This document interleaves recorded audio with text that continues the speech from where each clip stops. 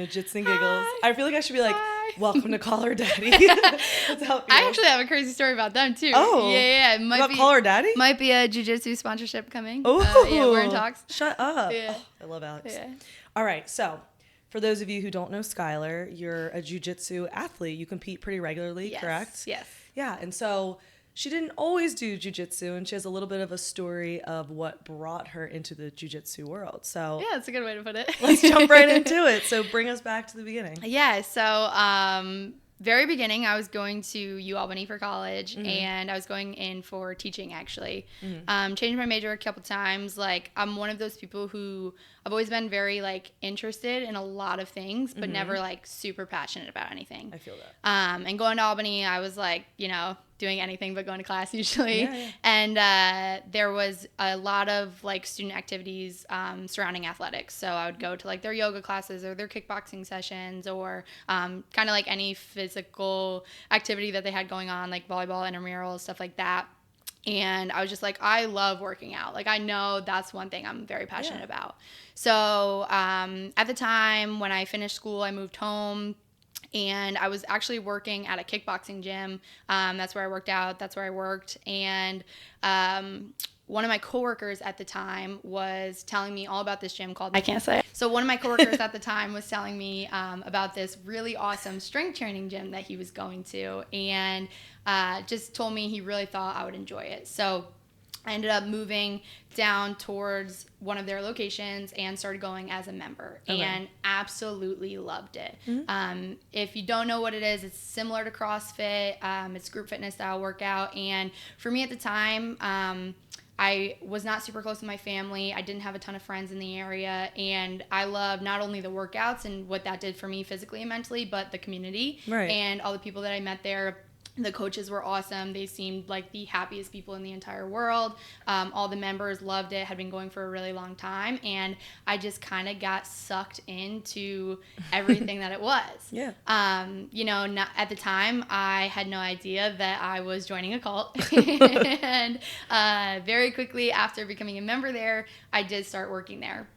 In the beginning, like I said, the trainers from the outside looking in seemed like the happiest people in the world, posting all over social media about it, you know, really engaging with clients in like a very personal setting, which seems weird for a gym, but you feel so seen and validated, and you feel like a badass in these workouts, and you're pumped with all these endorphins. And yeah, like I said, you feel really good about yourself. You feel really good when you're in that place. And in the beginning, I really, really loved it. I started very quickly seeing a lot of trainers being taken advantage of, staff being treated not so great, I would say. I was one of them. They had, I don't remember how many locations at the time I started. I was told I would be in one location, signed my contract for there. Was very quickly bopped around to like 3 different locations, which was fine. I was new. I was training. I was getting to know people, and I love people. I could talk all day long. I never shut up. Anyone who knows me will tell you that. Yeah. So, yeah, I loved it. I was getting to know a lot of people, a lot of really cool humans too, because like I said, that's where I made all of my friends. Right. And I became very connected to not necessarily the company, but the community and what I was doing. And I really felt at the time like I was making a difference. Like, my love of fitness, I was able to like give that to so many other people. And when I first started, it really was awesome. Like, I had clients, I'll never forget, like to this day, you know, coming back into the gym telling me they're off medications that their doctors had them on, or they reached, you know, whatever fitness goal that they were looking to achieve. And a lot of them like kind of treated us like celebrities, which was really weird, but really cool in like a sense. So in terms of what I did, I loved it. I loved it so much. However, that being said, you know, I'm 20 years old at the time, and the hours that I was working were insane. The things that they were asking us to do were absolutely crazy. And the culture of this cult, if you will, is very much like nobody cares, work harder. So I remember, you know how Instagram has like your memories, you can see like stories that you posted in the past. after I got fired and everything happened, I was clicking through my like past stories one time, and I'd posted this story. They used to, like I said, you made it look like as a trainer that you loved your life. You're posting all over about it on social media. What you don't see from the outside looking in is that you're like threatened if you're not doing those things, to be fired, or, you know, whatever the case may be. You're being punished with more hours, more whatever. And so I had looked back at one of my old Instagram stories, and it was something ridiculous. Like, I was in Clifton Park in the morning coaching a 5 a.m., a 6 a.m., and a 7:30. Then I was driving to Saratoga to coach at 8:10, working out at 10 o'clock because we were made to work out every single day. Wow. Staying, cleaning, coaching the noon class, cleaning again for an hour, then driving down to Colony to coach 3 night classes. Like, just never any breaks. I worked 6 days a week. Monday through Friday, I was opening and closing. I worked every single Saturday. When you say that they were having you do crazy things, is this some of the things, like the crazy like the hours, the working? One of the crazy things, me and some other former trainers, one of my friends, he no longer works for them, but he refers to us as janitors. I posted a question thing on my Instagram the other day. He's like, what do you miss most, being a coach or being a janitor? Like, we had these cleaning lists, and actually one of my employees, when I did eventually get my own location, one of my employees was fired because we had cleaning checklists that we had to fill out, and you had to timestamp them and initial them, which is fine. We want the gym to be clean, of course. Right. He put that he cleaned the bathrooms at 7:10 when really he cleaned them at like 7:15, and was legitimately fired. How did they even know? They check cameras? Oh yeah, we get audited. Yeah. So it was like, wow. It was one of those things, and you know, I have so many people ask me so many questions about my time there, and something that a lot of people always ask me about is like, if it was so bad, why didn't you leave sooner? You know? And I think it's like being in a toxic relationship, right? Say, like, yeah. You know, first of all, it's really easy to see once the rose-colored glasses come off and you're no longer in that space. Like, okay, I was actually like, you know, not well. I was being abused. And I was in, you know, something funny. The owner, I'm in a million different spaces right now, but when I started posting about all this on my Instagram recently and how we got connected and everything, the owner sent out a group text to his employees, letting them know I was mentally unstable, not to engage with me. They hope I got the help that I needed, like all this crazy stuff. And what I will say is, like, I did get the help that I needed. I was in like years of therapy because of like what these people did to me. Right. But to your point, like, similar to a relationship, when people say, why didn't you just leave? It's like, when you feel a part of something, whether that's a relationship or a group, even we can overlap to jiu-jitsu, you know, when you're a part of something, it's really hard to leave. You feel like you can't live without these people, even though you can. Yeah. But you feel like you can't in the moment. Something really interesting that you just said too, Alyssa, and me and Elisa. Elisa. I'm sorry. Did I say it wrong? Elisa? Like Mona Lisa. Oh, I like it. Okay. So something that me and like a lot of former coaches talk about is, like, we were essentially brainwashed, and not only in the sense of like, you know, we're not going to make it without these people, but we were really made to believe that as far as industry standards went, that we would never find anything better. Right. Yep. And we'll just like a relationship. Yeah, just You'll like never a find better than exactly. me. Exactly. Yeah. And in a weird, like, twisted way, you also, like, even though these people, just like a relationship, right, might be the ones that are causing you harm, in a weird, messed up way, they're also the ones that you really want validation 100%. from. You know what I mean? So it's one of those things where, like, I do look back and, like, I talk about it a lot, but even some of the things, like, I turned an eye to, or, like, I, you know, maybe didn't agree with, but went along with, as far as, like, my clients were concerned at the time, I truly believed at that time that not only was I going to get praise and validation from these people, my bosses, but that it was for the greater good, right? Again, cult mentality, like, oh, it's for the greater good, you know? And it's a slow burn. Like, it doesn't happen fast. Like, one story I'll tell, I have a million, right? We could be here all day long. But so I get promoted, I get my own gym, I go out, and I'm killing myself at this gym. Like, we'll talk more about it, but I had no idea what I was walking into, essentially. And everything was a competition with this company. Everything. Right. We had this, like, spreadsheet, and all the gyms were in competition against each other. As studio managers, like, you wanted to win. That's how you got bonuses. That's how you got praise, you know? And I was the youngest studio manager at the time, looking to, like, make a name for myself. And again, I didn't, at the time, if you had asked me, like, oh, do you hate these people? Do you hate this company? I don't think I would have said yes, because I didn't think they were all bad. It wasn't until later, like I said, that I was able to, like, take a step back and in hindsight see, like, what was going on, not just to me, but to other people too. But so we were all in competition with each other and trying to be the best studio, and it was crazy. Like we would tally like no-show points. So like say you booked a class, you said you go to a group fitness gym, you book on like MindBody. Yeah. So, something similar. Yeah. Yeah. So on MindBody for us, if you canceled or if you didn't show up, you'd get charged a fee. So our owners like wanted that to happen. We had quotas that we had to hit. That's crazy. To charge people for no-show fees. And if you like let's say I had a client, message me like, hey, Skylar, I had a flat tire on the way there. I couldn't make it in. Or a million times this actually would happen, hey, like I have a newborn or, a 6-month-old, like they were up all night crying. Like, is there any way I can get out of this fee? I was planning to come, but I didn't get to make it in. If I said, yeah, I got you and took them out, I was like getting punished for that in some capacity. Can I ask something real quick? So all these things they did, like high turnover with coaches, maybe even high turnover with clients because they treated them poorly too. I don't understand their business model. Like, how were they replacing people so quickly? So we talk about this often, especially in the capital region where I currently live. It's a very interesting thing. Like when I started posting about all of this on social media, I can't tell you how many clients, current clients, have reached out to me like, Sky, we would go anywhere else. We don't have anywhere to go. It's very... so supply demand. It's very interesting because they don't have a terrible product. They are successful for a few reasons. Number one, it's a good product, especially for people who maybe haven't worked out before, don't really know what they're doing, are looking to like learn in the gym. Another reason they're pretty successful is they usually hire really good coaches, especially in the beginning, like coaches who give a shit and like want to be there and want to work with people and want to help people.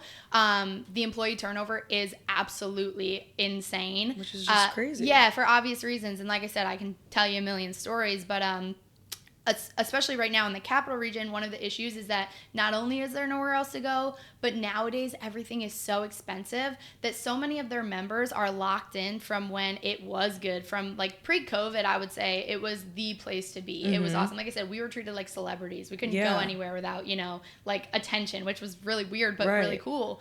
And so they're locked in at really low rates, for example, right? Like I have members that I know probably to this day pay $100 a month. If they leave and they're going to go to an Orange Theory or, that's probably like their only comparable option in that area. Yeah, it's like $200 a month. Or there's a lot of like local gyms. I have a friend, she works at a coffee shop. She owns a coffee shop. But she was just telling me one of her trainers, it was like a very similar vibe to this gym, like a group fitness. They're charging her $400 a month. That's insane. I was like, girl, what are you doing? Yeah, that is absolutely insane. And that's that's another thing.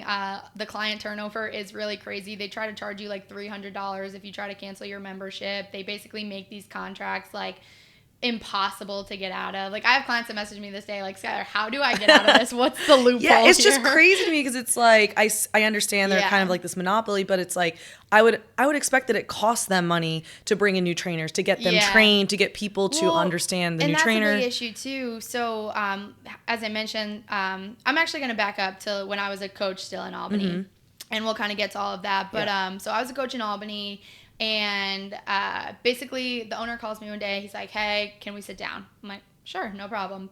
Real quick, so how many are there? So how many locations? Yes. So I want to say now probably 14, 15. And this is the owner of all 14? Yes. Just one single owner? Yes, and I could tell you some crazy stories about him trying to franchise and stealing people's money and not franchising and some crazy stuff. I won't because those are not my stories to tell. And I really value the people who have like trusted me and told me them, so I would never like do them dirty like that. But let's say he's got some really shady business tactics as well as to how he's opened all of these locations. Right. And actually, a couple of them have failed now. So I'll get to that too. So at the time, I was a coach in Albany. He calls me. He's like, hey, can we meet up? I'm like, absolutely. So I meet him. There's like a little cafe next door to the gym that I was working at the time.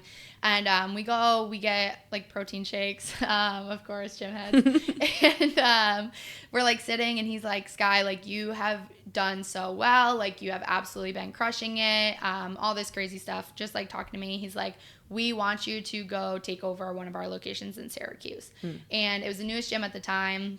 I want to say at that point I've got to be 21, 22. And again, like I said, I didn't have family that I was close with. I didn't have money like that. Like I grew up, like not to get too much into like me and my sob story, but like I grew up in nothing. Like, we had no running water, no power, like homeless, like on and off, like my whole life. And looking back, and like I've talked about this in therapy a lot, but I think that was one of the things that they kind of preyed on. I remember one conversation specifically I had with the owner's sister, and I should say too that the entire admin team at this company is just his friends and family. So like a lot of people are like, oh, why didn't you go to HR about this or that? There was no HR, it's just his friends. So I remember one conversation with his sister at the time, and I was freaking out about being able to pay my rent. I was, like I said, 21 years old, not making any money, not really sure what I was doing with my life. And I just remember her saying, just like, keep quiet, put your head down, work. You're never going to worry about paying your rent again. You're going to be buying houses. And I was like, wow, I just need to work hard for these people. And if I work hard for them, like, they're going to take care of me. And what's hard too, Elisa, is like, when I started, it was smaller. Like, it was still big, but it was smaller. And there was a very small circle of employees at the top of their list who were treated like royalty. Like, if I dropped some numbers on what these coaches were making, like, you would be like, to work at a gym? Like, they were doing what? Like, it was insane. And so me being so young and naive, honestly, thinking like, oh, no, I'm going to be one of them. Like, I'm going to be right at the top with them.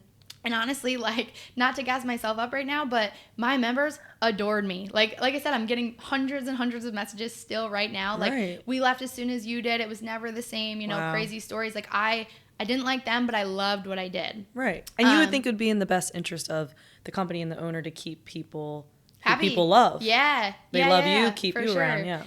And it was interesting because I think important to say too, as much as I love my job and I love my members and they love me, I'm very hard to manage.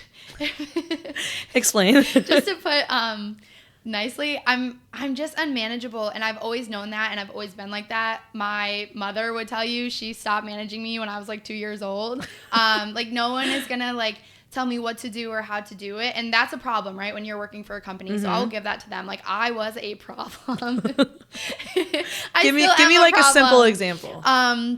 Oh, this is a favorite. My members will love this one. So I started this company called DBAS. Okay. It means don't be a shrimp.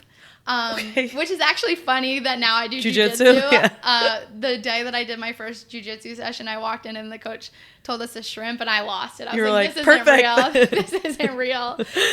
So I was working at this company, and I was tiny when I started working for them. Like I said, 19, 20 years old. I was like 100 pounds. And the owner used to tell me all the time, he's like, these dumbbells are going to snap you in half. And they stuck me in Colony, which was one of their most like rugged gyms, if you will. Like a lot of like strong, badass dudes. Like, and here's this 20-year-old bopping around, like telling them what to do. And this one guy was like, get away from me, you shrimp. And I was like, excuse you? Well. And I'm like, I think that's funny. I'm like, that's a funny insult, man. Like, I'll give that to you. So then, like, when I would coach, I'd be like, yo, don't be a shrimp. Like, don't be a little bitch. And it just kind of became a thing. And I was like, I'm going to be a freaking shark. And I just started eating like crazy, lifting weights like crazy. Like, I put on probably like, I walk around now like 130. And like, that's like from that, you know? So I'm like the queen of taking inside jokes like way too far too. I like don't take anything seriously, which is again why I'm just a problem.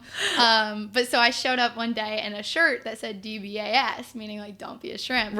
And I'm the reason coaches there that you guys have dress codes, by the way. Oh no.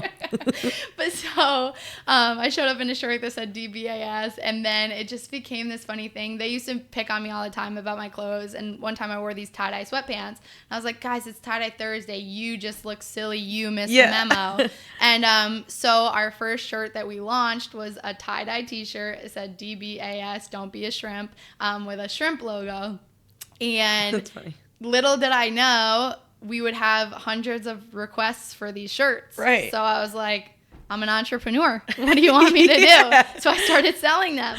And that was a very big problem for them. Because they aren't making money off of it. They weren't making money off of it. So they called me in. They told me I had to shut it down. And instead of shutting it down, I did launch another whole line of sweatpants, new t-shirts, blankets, stickers. And it did well?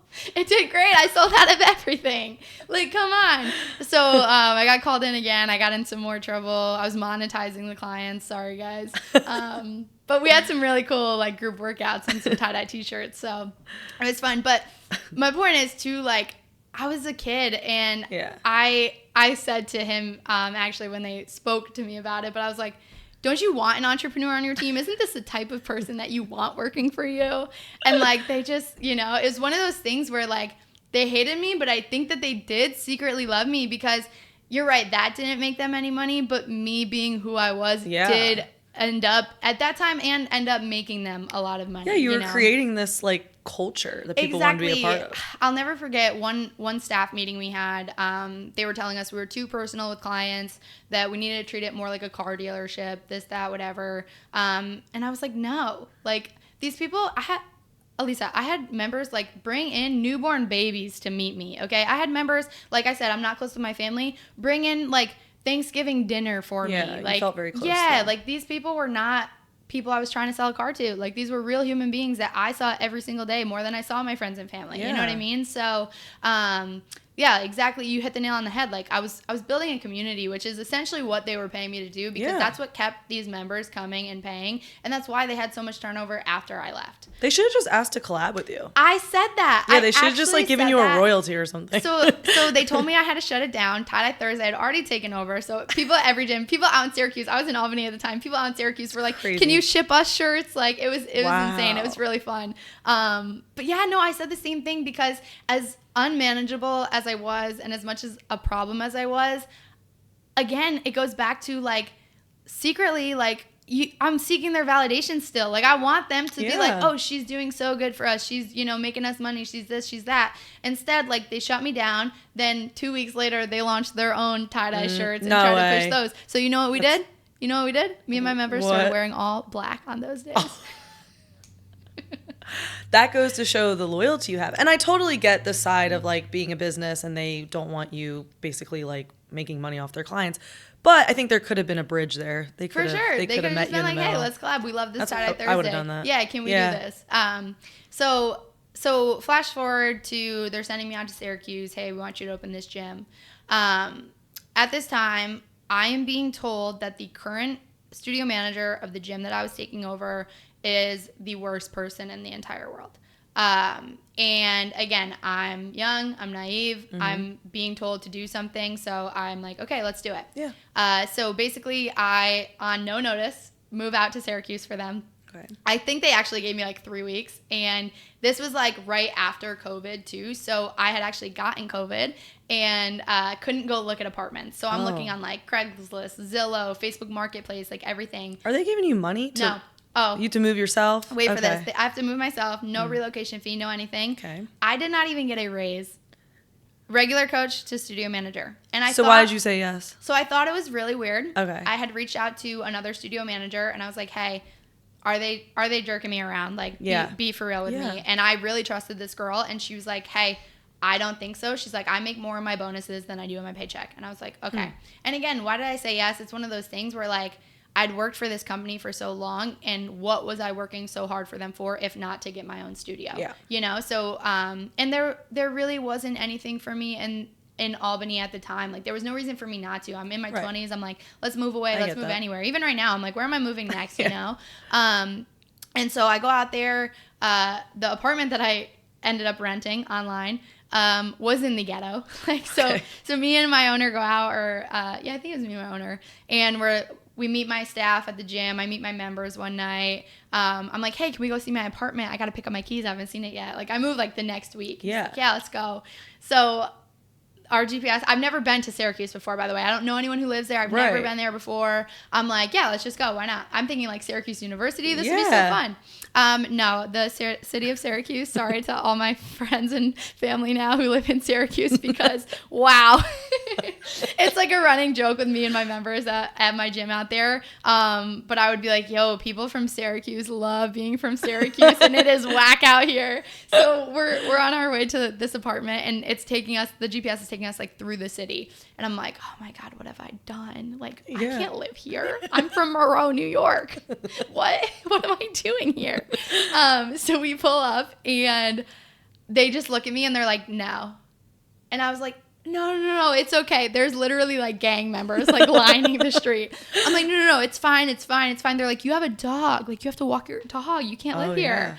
And I was like, oh my gosh, like, I don't know what to do. And I'm just one of those people who's like, I'll figure it out. Like, I'm not worried about it. Yeah. So I try to get my money back. The real estate agent, you know who you are. Please send me all my money back because I never got a dime back. Shut up. Was it a lot? Oh, yeah. It was like first, last security and pet deposit. Yeah, it was not good. So, and also, mind you, this is important to the story, but I had no money. Okay, I was broke. I'm in my 20s, grew up poor as shit. Like, I have nothing. Just gave all this money to this apartment. It's gone. Yeah. Poof. Then, because it's right after COVID, no apartments available, right? So I am staying in an Airbnb for 2 months. Oh, shit. Lovely time. On top of paying that. On top of that, yes. So no raise. Threw all the money I had away in this apartment that I'm no longer living in. Oh, funny too. My friend Chrissy worked for us at the time. She texts me. We didn't know each other at the time yet. She's like, "Hey, Skylar, this is Chrissy from." Cut that out. Hey, Skylar, this is Chrissy. We'll be working together. Yeah. So on and so forth. Yeah, Alyssa told me you were looking at an apartment on Marcellus Street. Yeah, my husband works for SPD, and there were 6 shootings on that street just last week. You can't live there, honey. Oh my God. So shout out Chrissy. I didn't live there mainly because of that text. And that's a good warning. I live to tell the tale. Yes. I actually texted her. I was like, oh, thank goodness I'm not going to get robbed now. And she was like, well, you live in Syracuse, so you're going to get robbed. You're just not going to get shot now. And I did get robbed 2 weeks later. Oh my God. So fun times living in Syracuse, New York. But anyway, so back to the gym. So no raise, throw all of this money away. Now I'm spending ridiculous amount of money to live in an Airbnb because I can't find an apartment. It's a lot. So I get an email back from one of the apartment complexes. They're like, hey, Skylar, we did have a unit like open up if you still want it. I'm like, yes. Mm-hmm. So I rent this apartment. I'm living there and I'm killing myself. Okay. So back to me going out there. They asked me to take over this studio, told me that the guy who was running it, they had to fire because me and him are very close now and his family. And I'm not going to share the things that they said about him just because none of it's true. Yeah, and you don't want to get out there. The things that they attempted to make people think about this person are like horrific, like just like awful. But I believed it. So I went out and I'm expecting these members, number one, to have no idea what's going on, be very upset over him, like, you know, all these issues. And it was kind of the opposite. They were mad at the company. They were like, we loved him. Like, we loved him. Like, what is happening? You know, I think at the time he was like the second or third trainer that they'd fired out there. They were left with employees who at the time had no idea what they were doing, not for any fault of their own, but they were new. And this company in Albany has such name recognition, if you will. So they get a lot of people, like I said, who believe it's this awesome place and want to coach there and want to go there. And it wasn't like that out in Syracuse just yet. So instead of these members being upset at him and being excited that I was there, they were pissed off. Like, they really didn't want anything to do with me. Wow. I walked into probably 40 or 50 cancellations for a new gym that didn't have members as it was. So not only am I had 2 part-time staff members, so I'm basically coaching every class myself, doing all of the cleaning by myself, you know, working, trying to catch up on these cancellations, trying to like appease members, get them to come back. And it was miserable. It was so miserable. I made no extra money because the employee that I had talked to from here that was like, yeah, I make more in my bonuses than I do in my paychecks. I'm young, I'm stupid. I didn't take into account that she was running one of the most successful studios that has been around the longest, you know? So I walk into this gym. I made no extra money. They try to tell people after I left, too, that they handed me this on a red carpet, and I flushed it down the toilet. And I was like, what was I handed? Yeah. Like, be for real with me. What was I handed? So, important to the guy who was fired, they sent out a very similar nasty email that they sent out about me. But so I take over this gym. I'm making no money. I lost all my money from that apartment. Yeah, seriously. I was like not in a great position. And by the way, so do you get like a salary or is it all just... Oh, great question. Yeah. How are you getting paid? It was whatever they decided that month. And I'm being so serious. So did you have a contract? So I did. I did have a contract. And the contract, when I initially started, said that I was salaried. They would then, whenever they felt like it, decide we were going to be paid hourly. Then it was we were paid per class, per client. Then it was we were paid a different hourly rate when we were cleaning versus when we were coaching. And there was one time, like I said, I worked Monday through Friday. I worked every single Saturday. And again, at the time, it's also part of this, like, I have to earn my stripes mentality. Like, I have to grind because these guys used to grind. And, like, if I want to get where they're at, like, I have to do this, you know? And I remember one time I went to take a Friday and Saturday off. I'd never taken vacation. And we got pretty good vacation time, like 2 weeks. And I texted our HR lady because it wasn't letting me put in my PTO. So I was like, hey, can you put this in for me manually? It's not letting me on the system. She's like, oh, you guys don't get PTO anymore? What? No, literally. I was like, what? Like, what are you talking about? And again, me being just a problem, I'm like, I'm pretty sure that's not legal. I think you have to pay me for that. Yeah. And they would always just like shut me up, get me to quiet down, like, because I had no leverage, right? Like, they pay my bills, you know, I'm young. Like, you don't even have money at that point complain. for an attorney or something. Exactly. I can complain and I can be annoying to them, but that's all I was, annoying to them. Yeah. I will say, I touched on it a little bit, like, they liked me, but they hated me, but they liked me. I remember the owner one time telling me that I was an arrogant little bitch, but I was an arrogant little bitch with principles, so people respected me. Oh, and that's nice. And yeah, it was probably the nicest thing he ever said to me. It's so nice. I can see why you stayed. Yeah. I was flattered, honestly. I thought it was a nice compliment.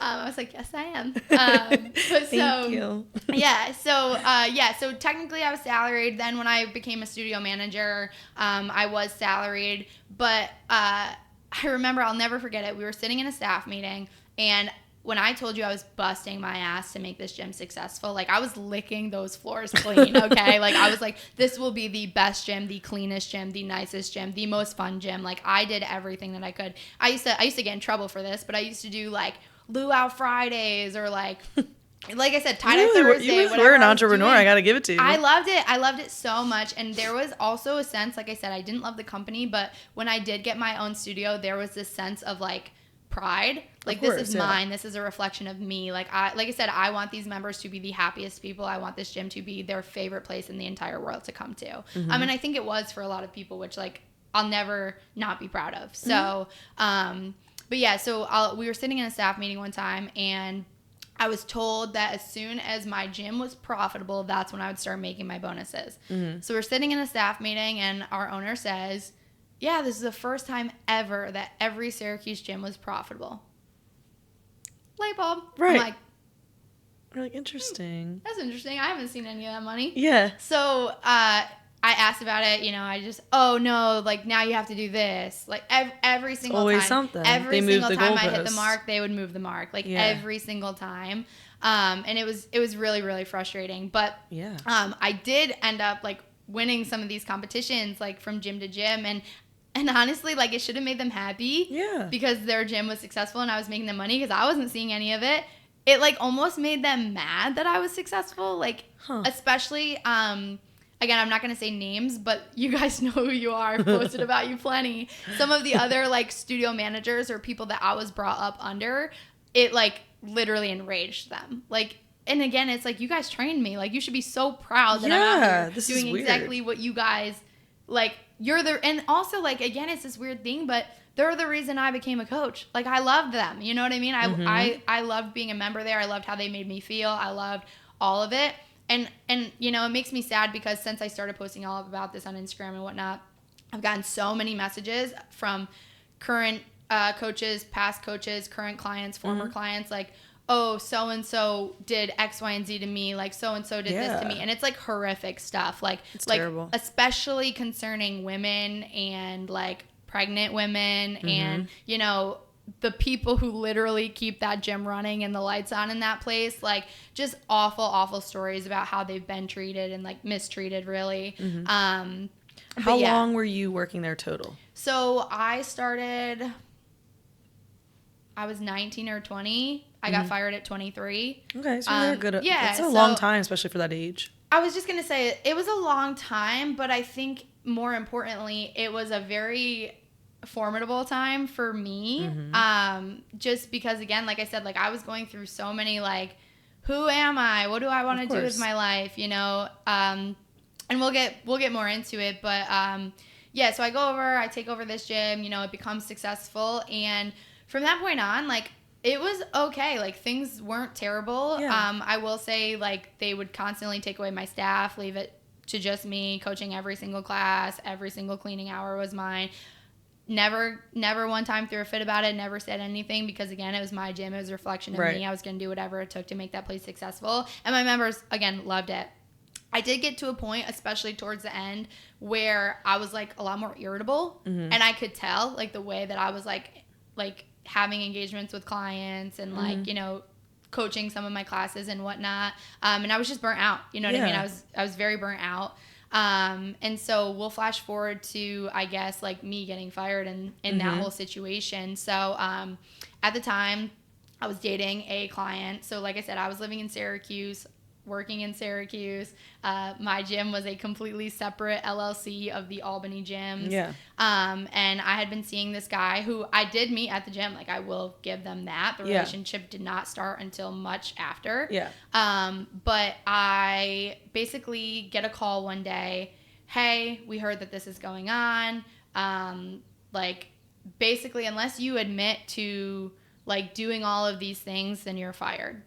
Crazy things, Lisa. Yeah. Like, crazy. Like, the rumors to this day that I hear about myself, I'm like, I did that? That's insane. Like, and that's was so this crazy. All centered around your relationship? Yes, all centered around my relationship. And to be honest with you, like I said, I could tell so many stories of this company, but every single person at this gym to this day is dating or sleeping with either another member, another coach, someone in the community. And I'm not going to say it's right or wrong. It's not my judgment to make. But what I'll say is, when you're there 14 hours a day, when you're there every second that you have, where else do you meet people? Where else do you build relationships like that? You know what I mean? And it doesn't sound like you were dating, like, a million people, like, just hopping around. And it was one time. And he wasn't my member. So that was, like, one of the arguments that I had with them regularly. I'm like, I've never collected a cent from him. He's never been in my gym. I've never. Yeah, true. You know what I mean? Like, it didn't.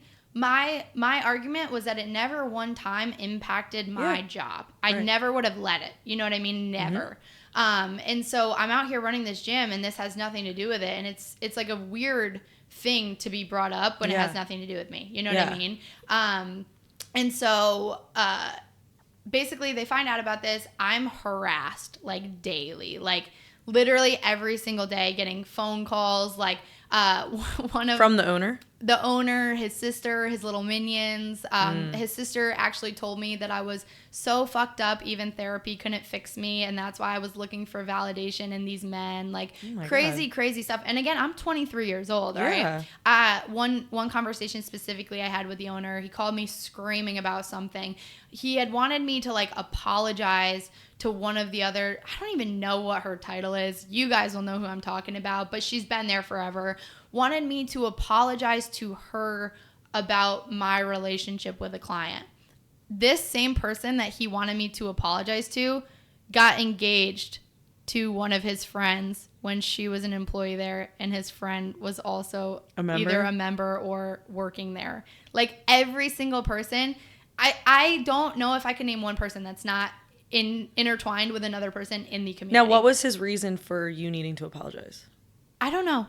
I couldn't tell you. Like, why does she need an apology? Was she hurt by this by some reason? So my boyfriend at the time was going through a separation, and him and his ex-wife at the time had split up. His ex-wife had moved, so she canceled her membership. Okay. He was also canceling his membership. I don't think that he was at the time. He did eventually, and I'll get to that too because it's crazy. But so his ex-wife had canceled her membership. She moved home. That was somehow my fault that these two adults chose.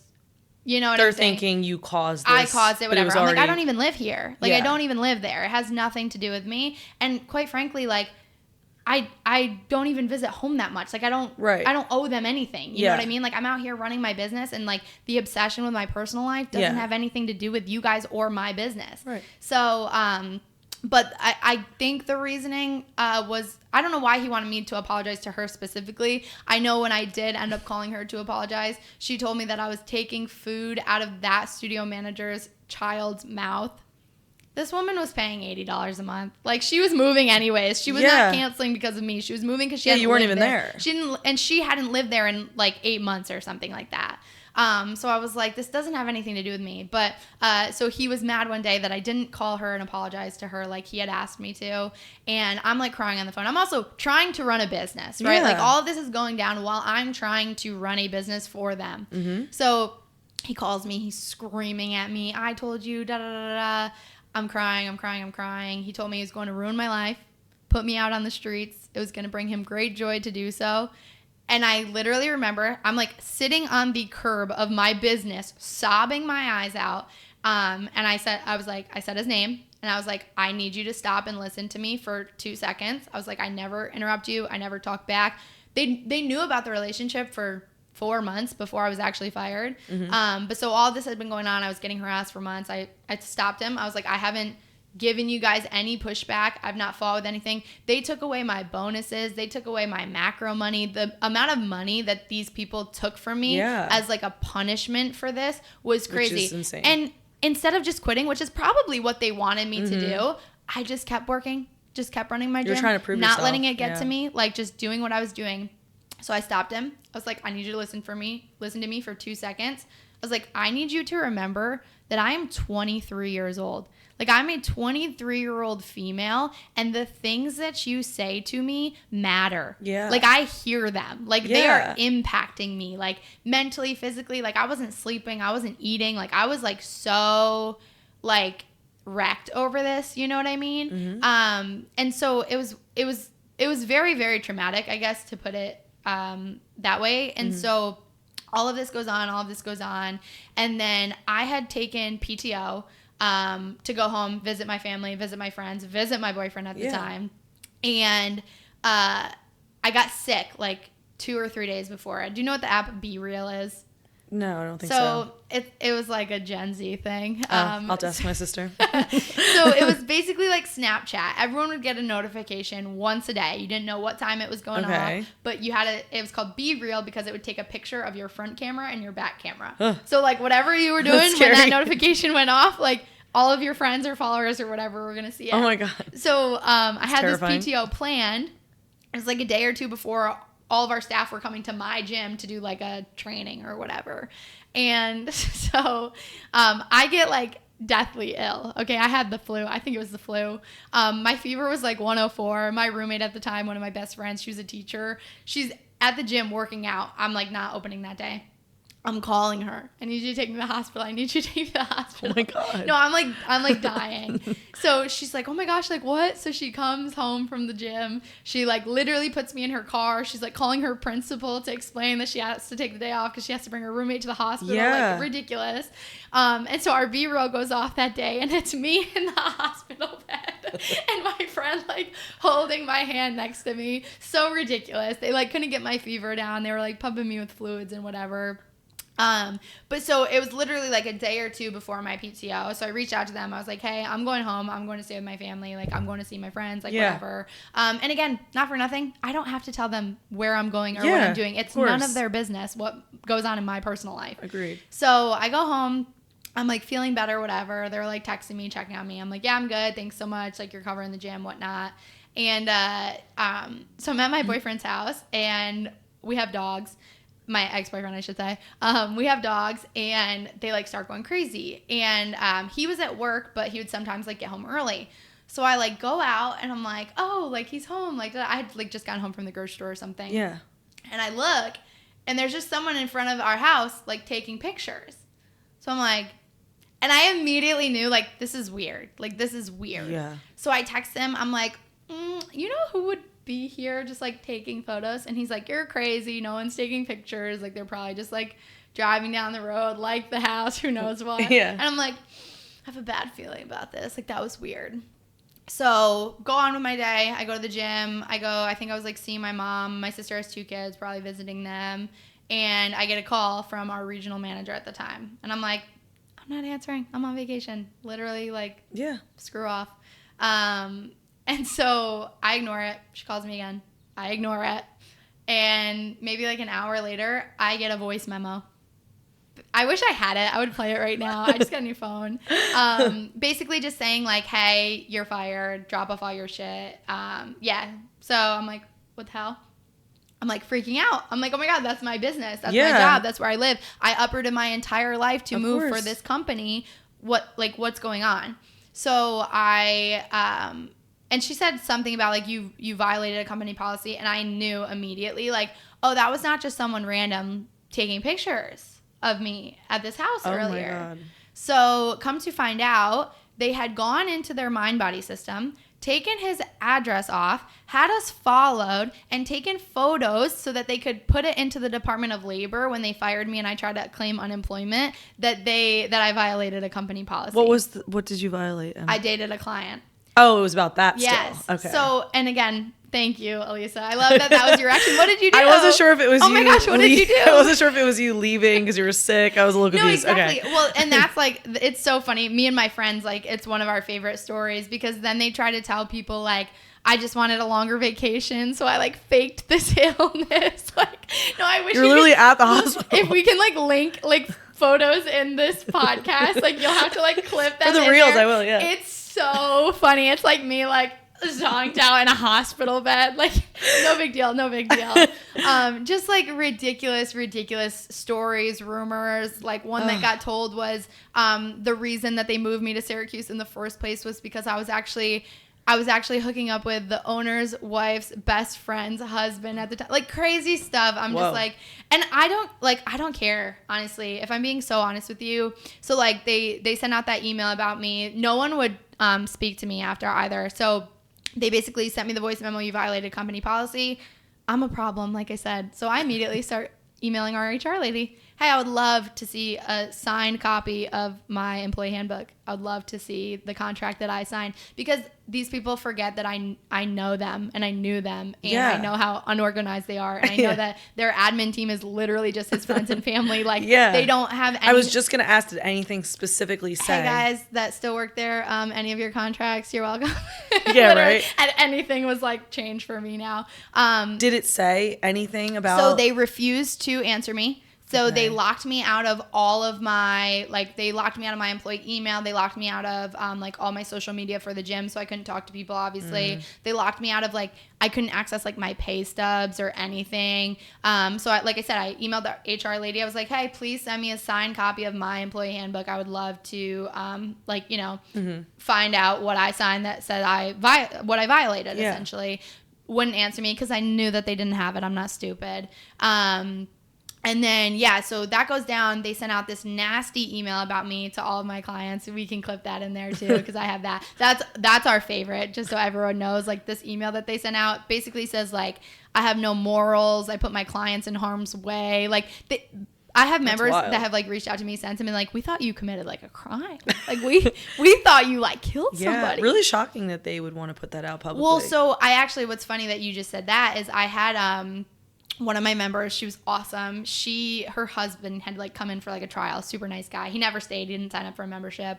But he had met me like a couple times and he was like a CEO of some big company and he actually sent them an email. He barely even knew me, sent them an email stating that like what a good trainer I was and what a good manager I was and that they should be like disgusted with that email and that whatever like HR employee okayed that email should be fired because he works for a business and like they would never put something like that out. That he's like well, it's my wife. And literally he's like, it's my best friend's wife. Like, oh my gosh. But yeah, saying like, he was like, you should give this girl a severance pay and like let her be on her way. And again, like I push their buttons. I've always pushed their buttons. And the reason that they sent that email was because they knew me. They knew what I was going to do was literally go home, wipe my tears, go right to their competitor, which is exactly what I did. And I knew, again, they had nothing. So I immediately like walk into this gym. So funny. I like bop in and these people they knew me. I had no idea who they were. I was like blocked from all their Instagrams and stuff. I'm like, I didn't even know you guys were here. They're like, yeah, because we blocked your ass. I'm like, what the hell? because they knew the reputation that I had. I was really, really good at what I did, and they didn't want me stealing their clients at the time. Oh, okay. So I go in, I'm like, hey, this situation, and I'm like brutally honest. Like, it's, again, I'm a problem, okay? So I never shut up. I'm brutally honest. And I walk in, I'm like, hey. They're like, what are you doing here? Yeah. I'm like, oh, I just got fired. They're like, what? I'm like, yeah, but can I have a job here? And they're like, what is wrong with this girl? Like, she's literally unhinged. So I sit down with the owner, who's also a crazy person. My friends will love this story too. But I sit down with the owner, and he's like, tell me everything that happened, just so I know legally, like, what we're looking at if they try to come after you. So I'm like, this situation, I was dating a client, they fired me, blah, blah, blah, blah, blah. We're talking about what I make. We're talking about this. We're talking about that. We're talking about whatever. And he's like, Skylar, you know they didn't fire you because you were dating a client, right? I'm like, what are you talking about?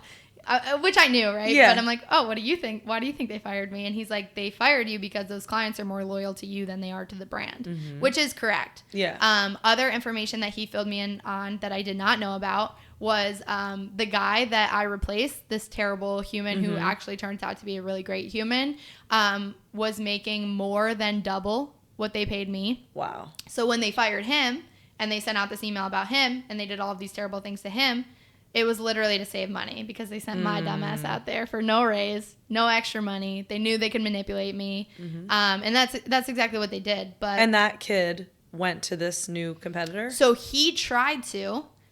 He was going to. He is married with kids, and he like owns his home and everything like that. And he was very, very scared of the lawsuits, which I did get served with. They did try to sue me, and I did what I do best, which is kept doing what I was doing. What was it, like a cease and desist? Yeah, so they sent me a cease and desist, like sent me a bunch of like harassing stuff. And I said the same exact thing to them that I said when they fired me. Hey, send me a signed copy of my non-compete. Because I knew at the time, they're so unorganized. The last time that I had signed a non-compete was in 2020 was in 2020 as a regular coach at a location here in Albany, completely different LLC than when I moved to Syracuse, new city, new gym, new LLC with a new position. So I knew that they had no leg to stand on. The issue for them, I should say, typically the people that they go after, like, are desperate or scared or have no resources, which is all true about me, right? I was desperate and I was scared and I didn't have any resources. The difference is I had nothing to lose and I don't care. Like, I literally don't care. Like, even now, like, I'm sure I'm going to get some type of, like, something for coming on and talking about this, slander, whatever they want to call it.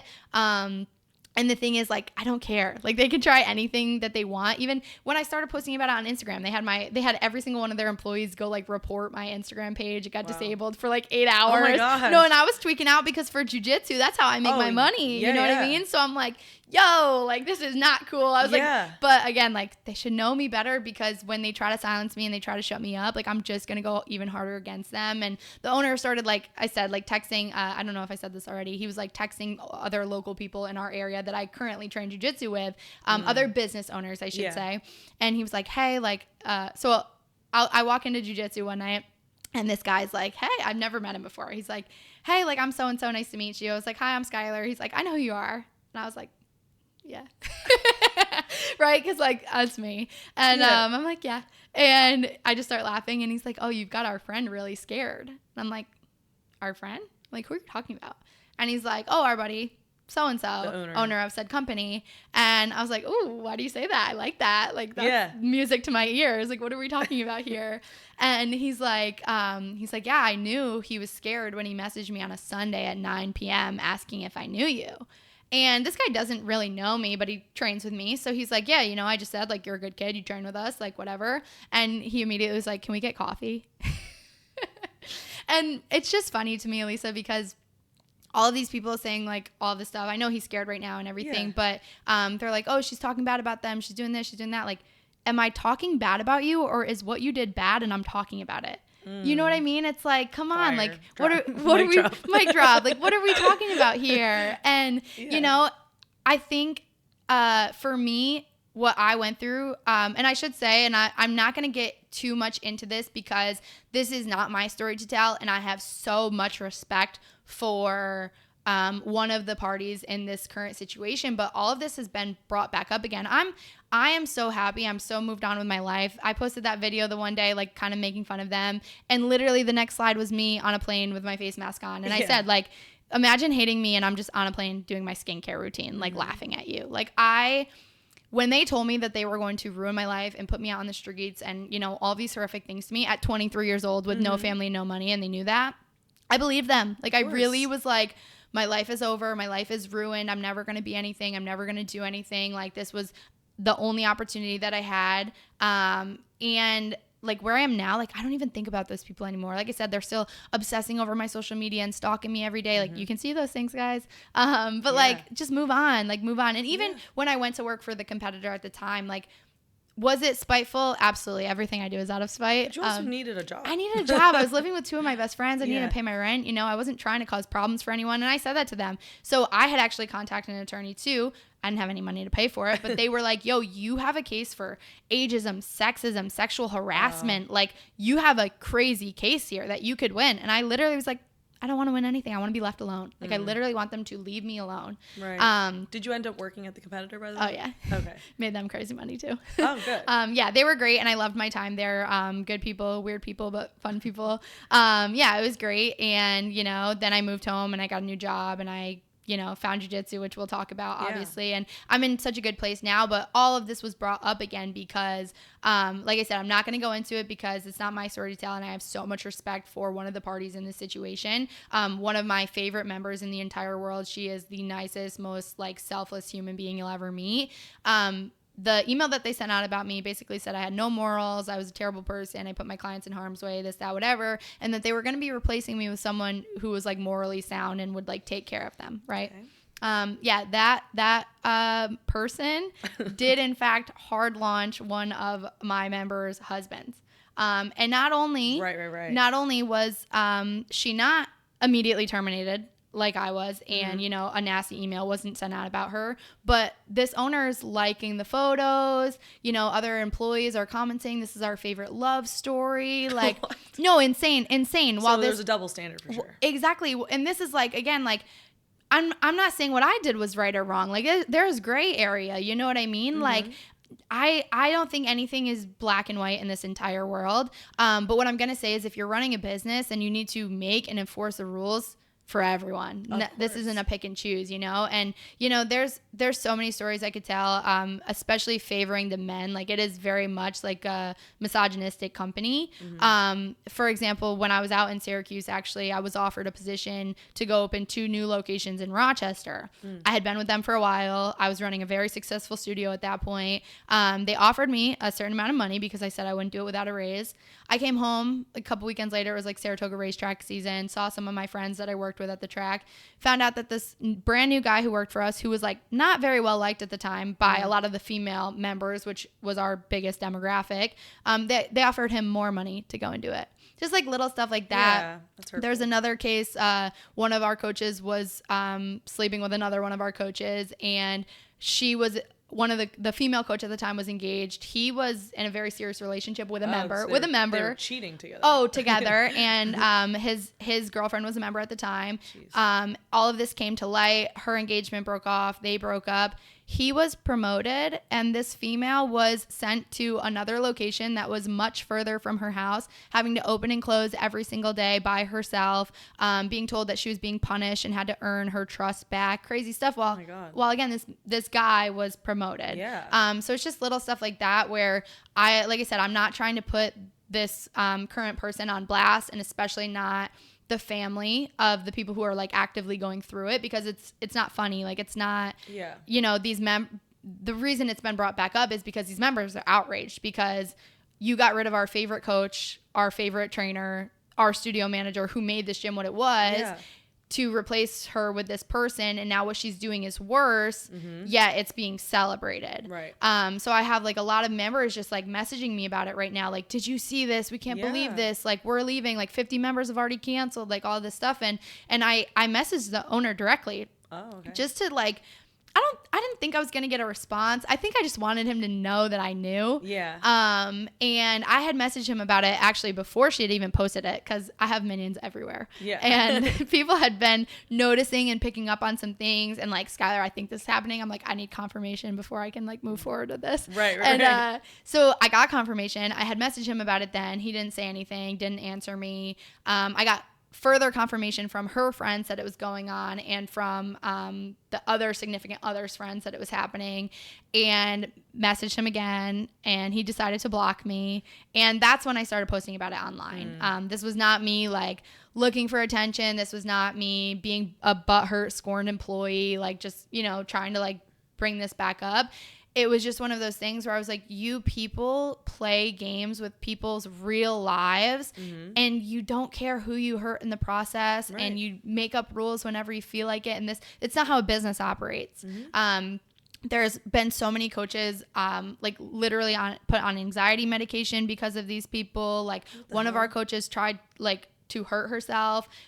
They let her go without pay. Like crazy. Has anybody gone after them? No one. And so this is so crazy that you bring this up, because when I started posting about all of this, another member or another studio manager who people really did enjoy got let go, and I was already gone at the time, so I didn't know what happened, right?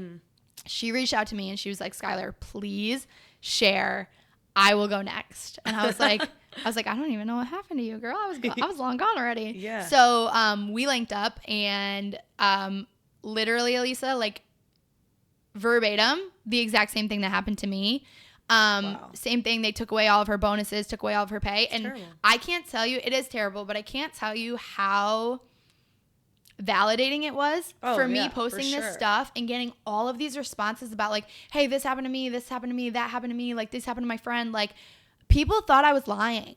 Like when I first spoke about it and would like talk about it, and like even like my boyfriend at the time, like it caused a lot of problems between us, because like what I was going through was crazy. And like I don't know how to explain myself. I'm tough, you know what I mean? And I'm not going to let like other people see me like not be tough.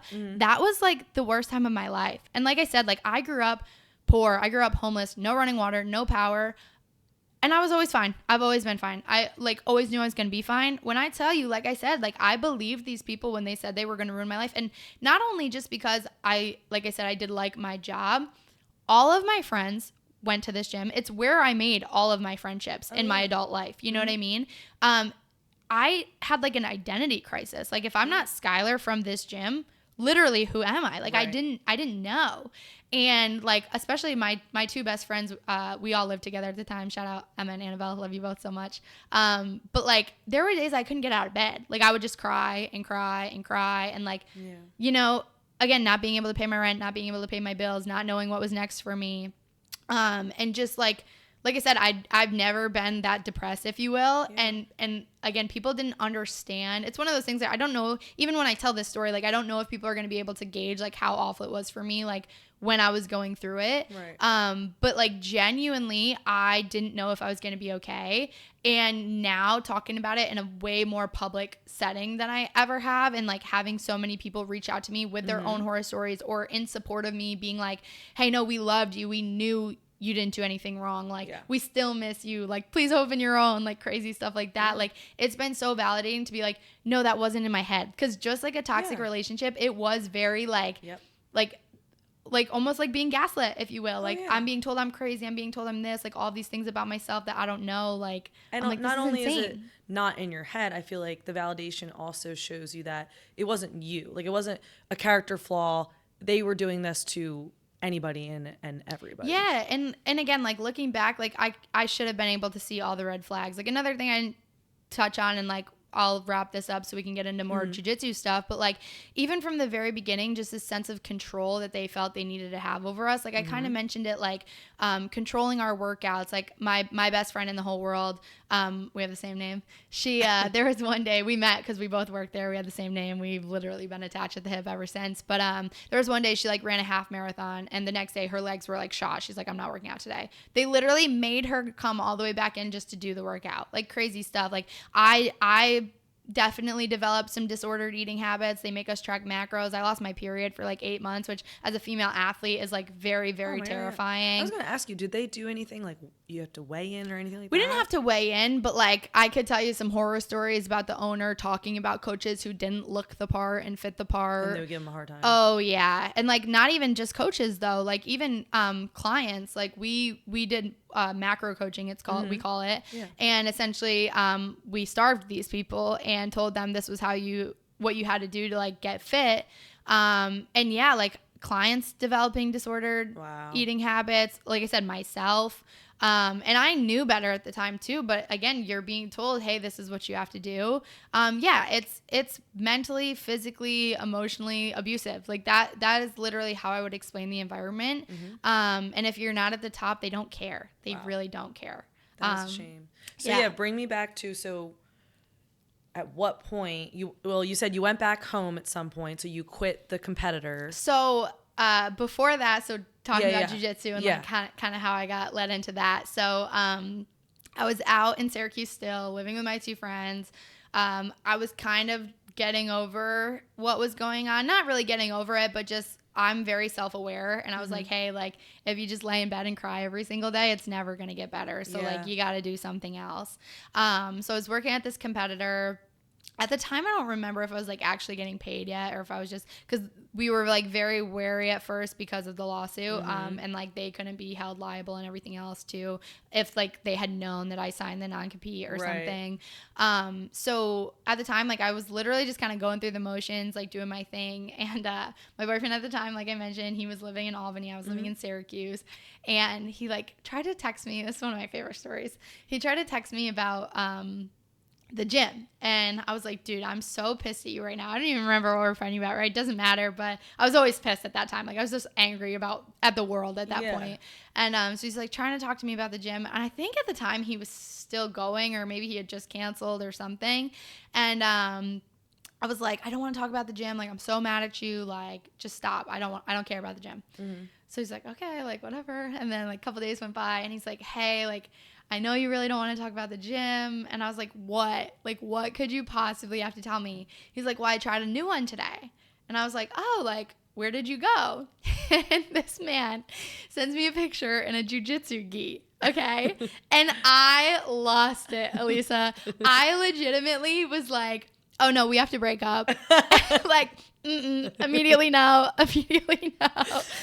No, I was like, this is not a thing. Like, and so I should add backstory, right? I'm from Monroe, New York. South Glens Falls was my school district, and we weren't like an athletic school, I wouldn't say, but I promise you the wrestlers were like the least athletic of us all. Like we clowned our wrestlers hard. Okay. So he sends me this picture in a gi. I'm like, immediately, no, we got to break up. You're a weirdo. Like you're one of those people.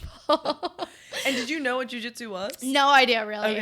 No idea. I'm like, you're doing karate. You're doing what? No, I knew what jiu-jitsu was because he had a friend that had been doing it at the time. Okay. And I was like, you're doing what? And I was like, ugh, gross, ick. And so he's like, you should try it. He's like, stop. He's like, you're athletic. You like problem solving. Like you would actually love this. And I was like, I will never.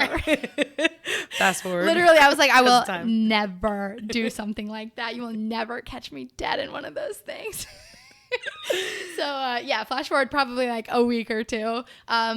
Bringing it back, like I said, I'm queen of taking inside jokes way too far. So we had been fighting about something again, and I was living in Syracuse. My friends all had like jobs and whatnot, you know, I'm just like figuring it out. And literally right across the street from our house was a jiu-jitsu gym. Oh, okay. Shout out Inner Circle, my favorite people in the whole wide world. Very, very small school, Team Jacau school, but the best people ever. And I was like, you know what? Let's just try it as a joke. Like I literally was looking for like an icebreaker to text my boyfriend and be like, make him laugh. Like it literally, that was like, as like shitty as what I was going through was like, I just like to make people laugh. Like I like talking to people. I like whatever. So I was pissed at him, wanted to make him laugh still. And so I call this school. I'm like, hey, can I come in for a session? Whatever. I'm like, do I need to wear one of those things? He's like, oh, we have one for you. You can borrow it. I'm like, Okay.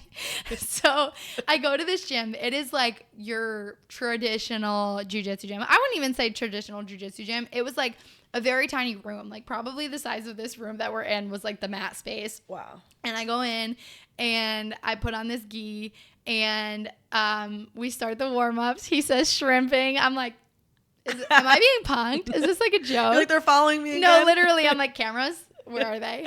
And so I just remember jogging around the mats with these, like, it was a small school, like a very small school. We had maybe, well, I'm sorry if I'm way undershooting you, but we had maybe like 20 members. Wow. Or at least like sessions that I went to at like noon or like 7 p.m. There would maybe be like 5 to 10 people in a session, like very small. Yeah. So I think my first session was a noon session.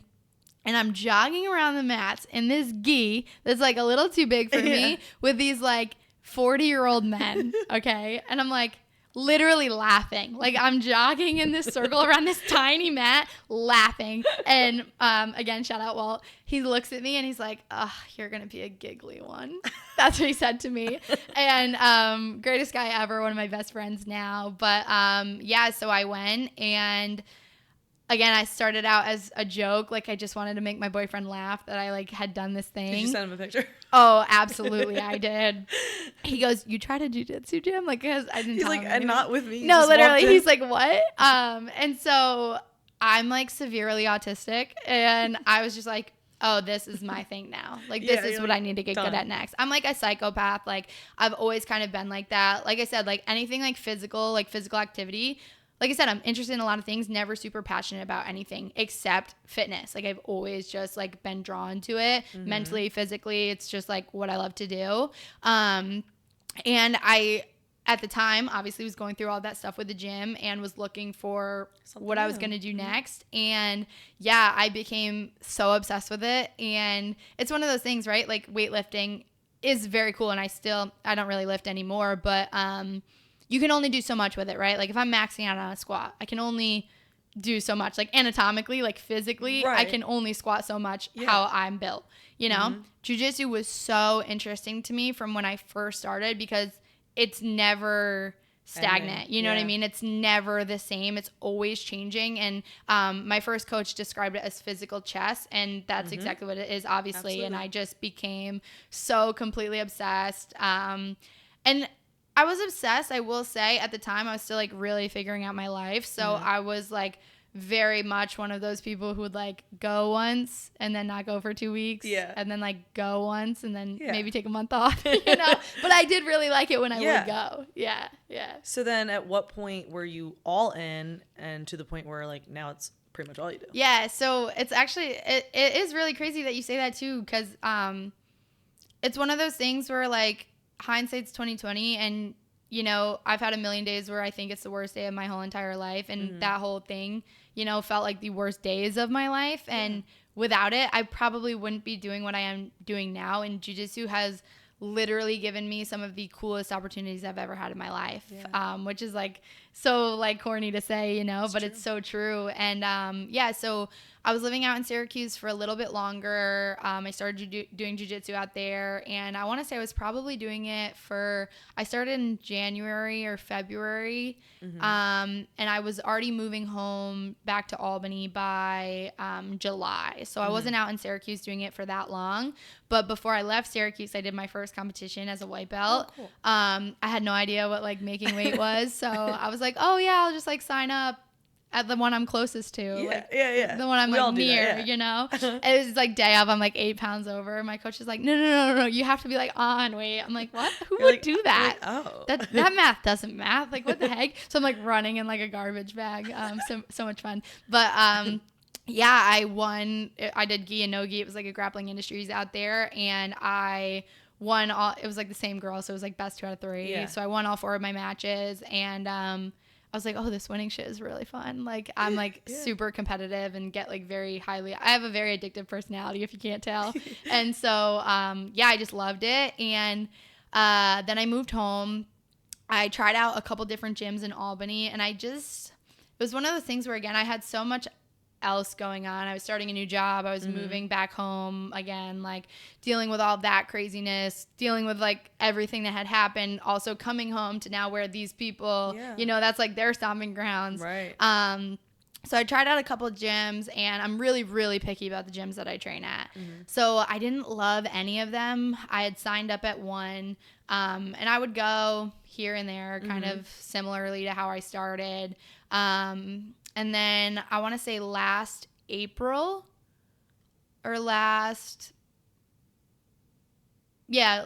March, maybe April, there had been a new gym opened in my, like where I was living.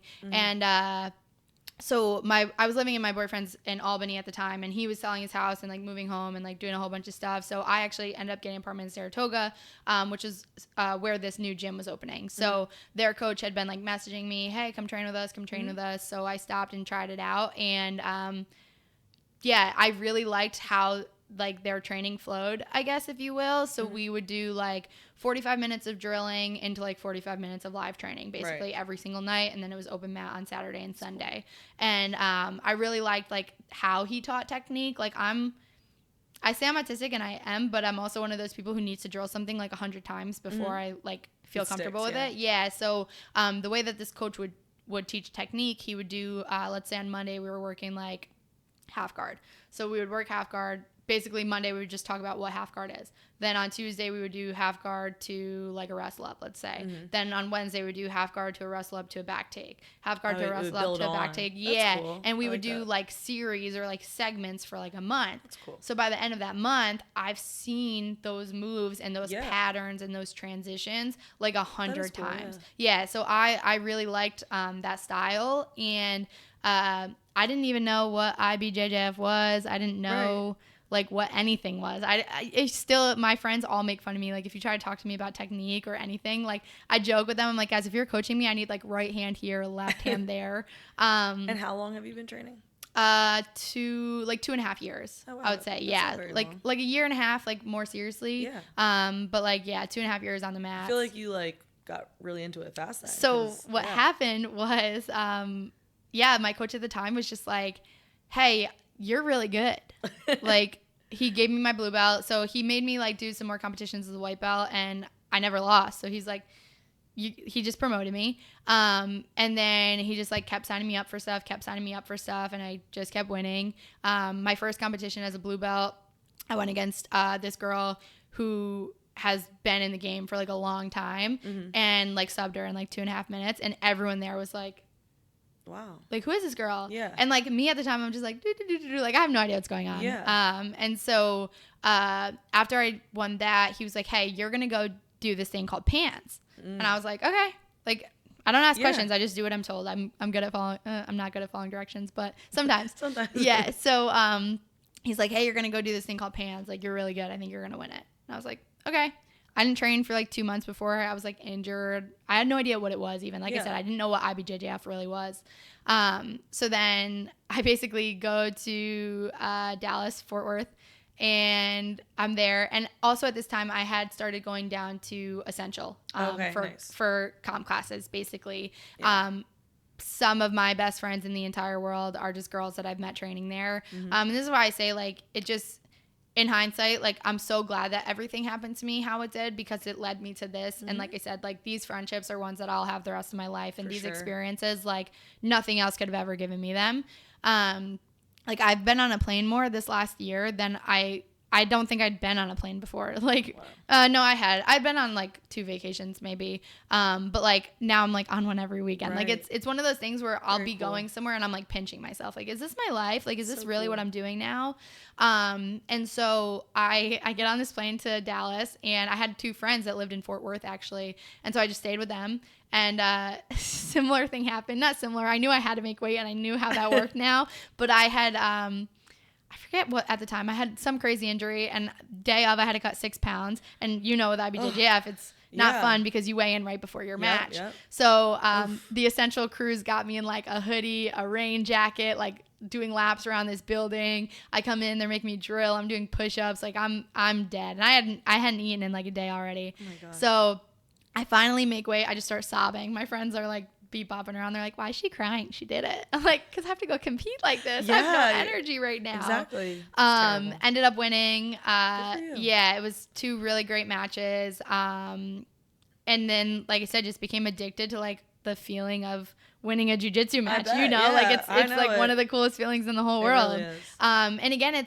I think jiu-jitsu is so interesting because I don't think jiu-jitsu is about who's better ever. Like obviously if you have a white belt and a black belt, like it's a different story, or like a blue belt and a brown belt, but I think like generally speaking, like jiu-jitsu is about who made a mistake. You know what I mean? Like I dealt with I still deal with a lot of imposter syndrome because I have all of these people telling me you're so good, you're so good, you're so good. And I win a lot, you know what I mean? And it's still really hard for me to believe that I'm good because I feel like I get lucky a lot. Like they made a mistake and I capitalized on it, you know? But yeah, so I won Pan Am's. Going into Worlds, I was like the #1 seed, which was a really cool feeling. And then I came home and I was doing like a grappling industries, and this mom like taps me on the shoulder when I was like coaching one of my teammates, and I like turn around, I'm like, hello. She's like, can I steal you for a second? I'm like, sure. So I like go over. She's got like 5 little girls and geese with her. She's like, we're your biggest fans. Aww. I was like, this is like, no, I was like, this is the coolest thing in the world. And so they're talking to me about Pans, they're talking to me about Worlds, and I was like, yeah, like I don't know if you saw my one match, like and the mom like cuts me off. She's like, no, we watch everything you do. We stream every single match. And it was like a local gym owner, like another gym in my area, and it was just like a really, really cool feeling.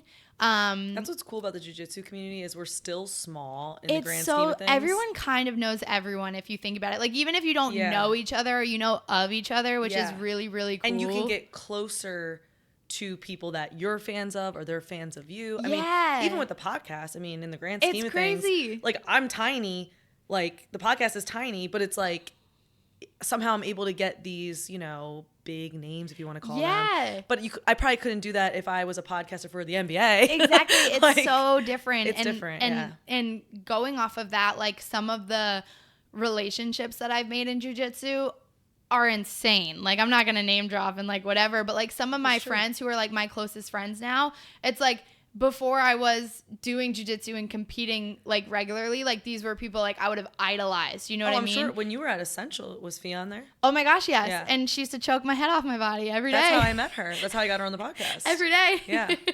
That is really We used to always get stuck together for situational back control. Man, and she is strong and powerful. No, she's one of my favorite people in the entire world. We actually, very sweet. Fifi, love you, miss you. We bonded because we're both big Taylor Swift fans. Oh, there you go. Yeah. But even that, I was probably a little bit of a weirdo because I didn't totally know who she was when I met her, not because of anything to do with her, but I didn't know jiu-jitsu like that. Like I said, I didn't even know what IBJJF was.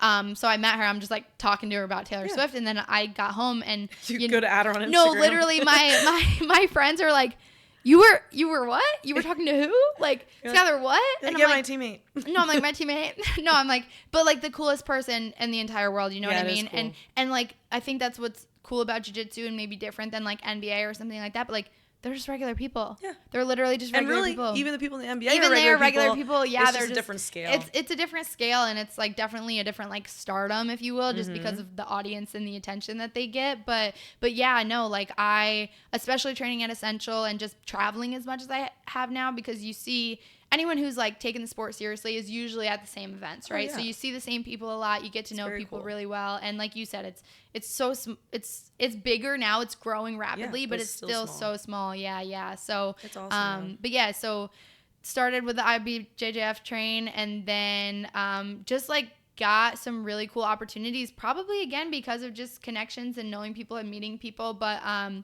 like where I was training in upstate New York, like they had a lot of connections to Essential, and they had been, I was training with a lot of like MMA fighters. Oh, cool. So they had connections with that, which is how I got onto Fury and stuff like that. Nice. So it just kind of took off, and like I said, now getting the opportunity to go do all of these matches and, be in all of these spaces.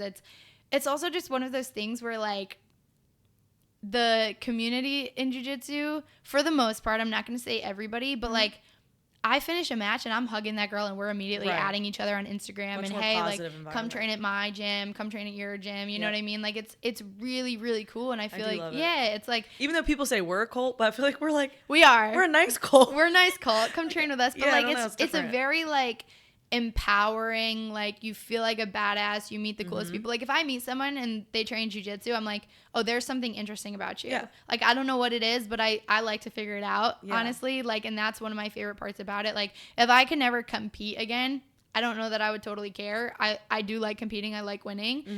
But I genuinely just like meeting other people who train jiu-jitsu. Absolutely. Yeah. Now, is jiu-jitsu your full-time job? Do you no, work? You have a full-time job? Yeah. What do you do? I work for a company called Canicure. I did know this. That's right. Yeah. So I'm a sales rep for cool. basically most of New York for a cannabis farm, which is the most fun job in the world. So I'm a drug dealer, but legally. Oh, very cool. Yeah. Nice. You should go back to where you used to live. Rub them up a little bit. But you do also make money through jiu-jitsu, correct? Yeah. So I have been just incredibly lucky, and I think like it's one of those things where I don't consider myself an influencer by any means or anything like that, but I think that as long as you're authentic and you're nice to people want to work with you. 100%. And so most of me, like finding sponsorships or getting people to, like help me make money in jiu-jitsu was just having conversations and connecting with people, reaching, honestly, even just like supporting the brands that you genuinely love and support. Like I can't tell you how many times I just like naturally love a brand and post for them, not because I'm getting paid. And they're like, hey, we would love to like collaborate, partner up. Exactly. So, just been super blessed. And then honestly, just like cool opportunities. Like, I did main character down in Miami. Oh, yeah.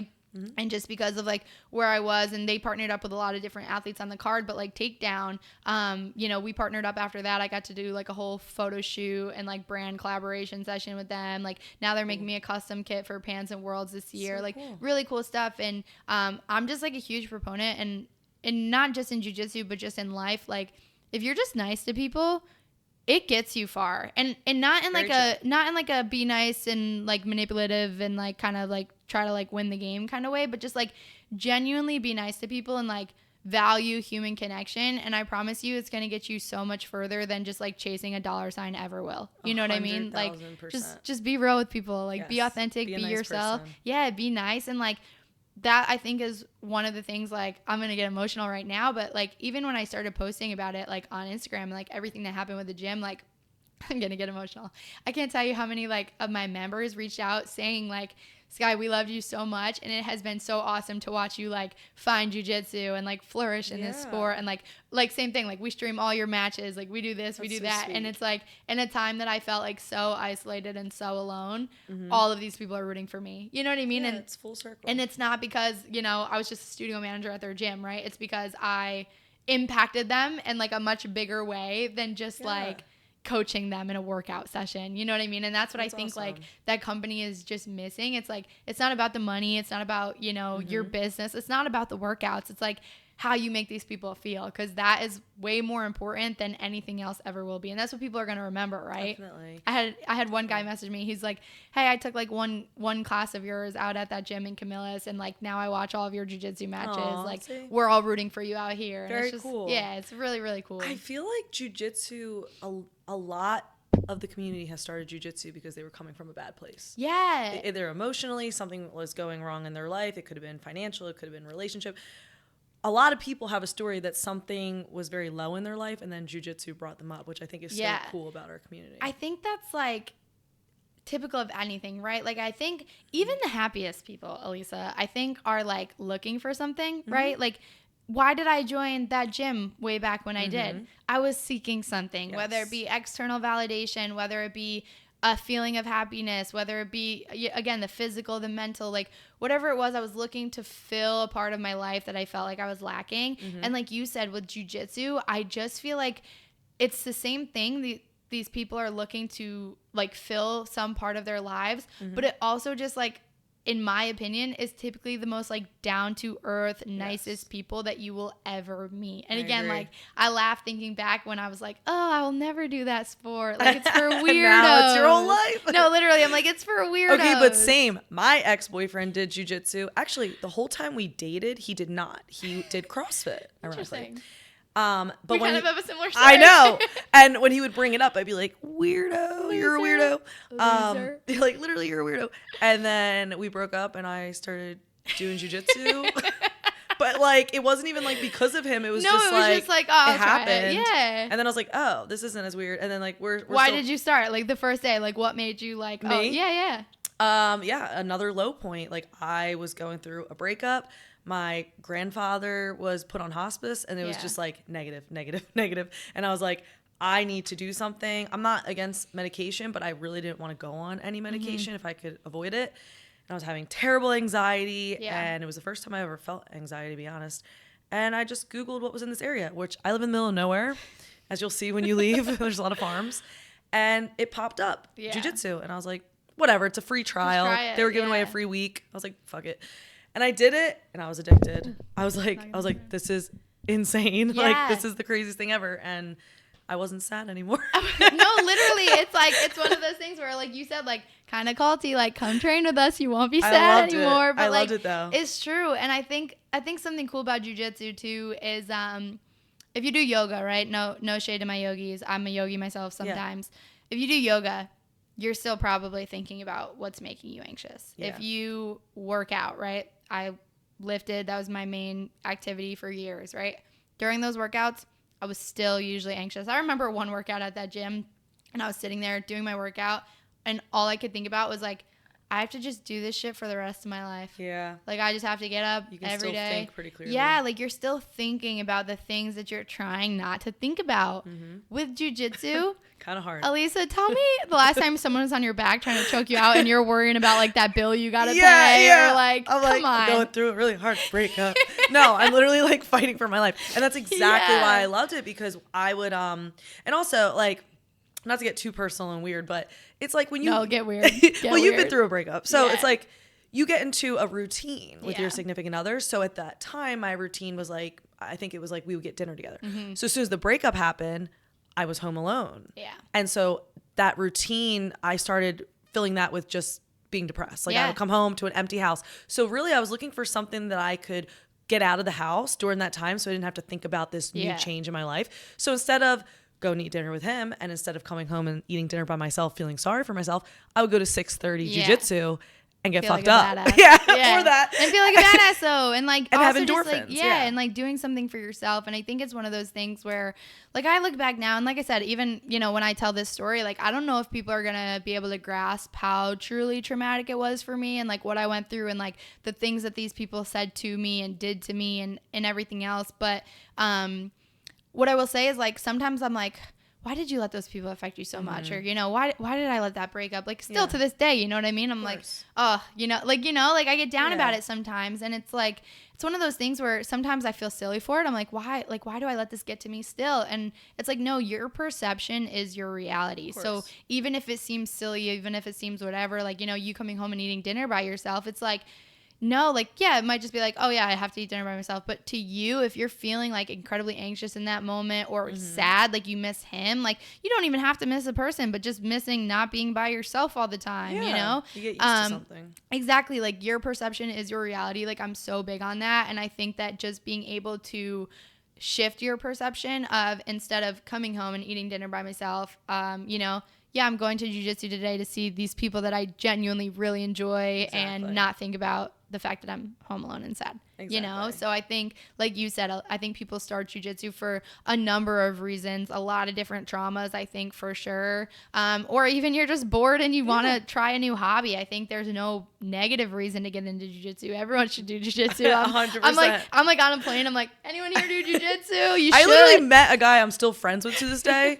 On a plane to Puerto Rico who does jiu-jitsu. Did you just happen to start talking about the fact that you I think I was jiu-jitsu? wearing a jiu-jitsu, you know, we're always wearing shit.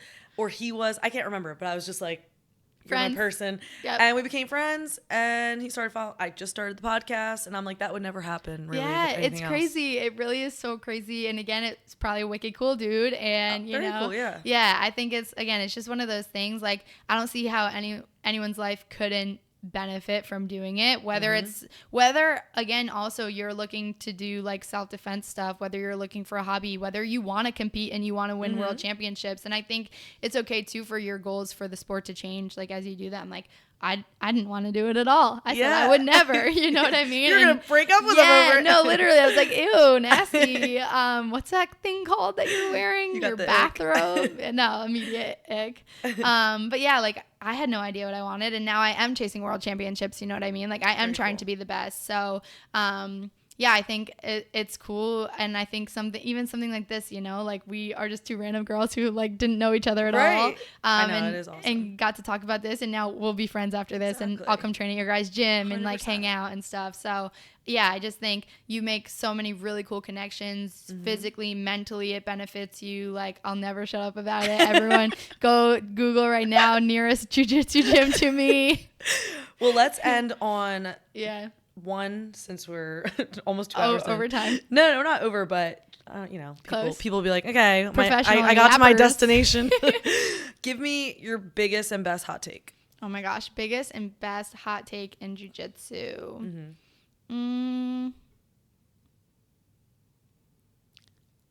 This is a tricky one. I might go with I don't know if this is a hot take, but I don't think rule sets matter. Okay. Like if you can submit someone, what does the rule set matter? True. Very true. So I think that's like a very interesting opinion that I have that I don't know if a lot of people would agree with, especially competing in so much IBJJF and then going to ADCC and stuff like that. Like, what's it matter? What does the rule set matter? It's funny you say this because like, and this might be a character flaw of mine, but it stresses me out too much. The rules? Yeah, it stresses me out. So like, I just said this, I think when I was at ADCC, everybody was talking about the rule set and I just like abruptly was like, yeah, I'm just not going to figure it out by the time I walk on there. So I'm just going to do my best. No, that's literally all you have to do. Because honestly, that's all I'm going to do anyway is my best. Like, what am I going to do? So my friends and like coaches and anyone who's watched me compete will tell you, like, it is the most anxiety provoking thing in the world watching me compete. I'll let my ass get swept. I'll let my back get taken. Like, you can do whatever you want to me. You can score as many points as you want on my ass. Like, if I come back and submit you, what does it matter, girl? Right. And I do get that, like, at the highest level, like understand the rule set can be beneficial, like with turtling for certain rule sets, whatever. But I mean, if your goal is to get a sub, I just say full send or no send. You just go out there, look for the submissions. 100%. It's gonna be, like I said, maybe not a popular. We're gonna get comments that are like, that is fucking stupid. Like, this blue belt doesn't know anything. I mean, damn they're right I don't. Right. I was gonna say they're right. That's literally they're right. Damn right I don't. That's why this is my opinion. Maybe I'll change my mind, but right now, like, I am just doing my best. Yeah, no, literally. That's like, I step onto the mats, and also I will say, like, my powers of dissociation are like powerful. Okay, because if I like I said, if I never competed again, I wouldn't mind. I actually hate competing. I love winning. Love winning. I feel that. Hate competing. The anxiety that competition gives me, start to finish. Like, if I'm at a jiu-jitsu competition, I can't watch jiu-jitsu beforehand. It will make me so anxious that I literally vomit. Do you ever drive and you like are thinking about your competition next week and your heart's like, oh, always. No, I literally have to dissociate. I have one of my sponsors, he'll always message me and he's like, what's the game plan for this match? I'm like, game plan? And he's like, yeah, like start to finish. Like, what takedown are you looking for? What this, what that, I'm like, I don't know, man. I'm just going to wing it. He's like, no, like you need a game plan. And I'm like, nah, because if that game plan fails, like, he's like, yeah, then you need to have a backup game plan. I'm like, nah, just send it. Full send or no send. Just step on the mat. I literally black out until I step on the mat. I am a weirdo about like, when I step on the mat, like my order of operations next, like I step on the mats, I have to shake the ref's hand and then I have to shake their hand and then I'm blitzing. Like if you try to slap bump me after, I hate you. You're my least favorite person. That's a good hot take. If you try to slap bump me after I already shook your hand and the ref's hand, like we are not friends. Like, we are now enemies. I think that's an excellent hot take because it does get confusing. No, right? And then I start overthinking it. I'm like, am I supposed to? Was that rude of me? Thank you. You're like, did I mess up? No, I had a match.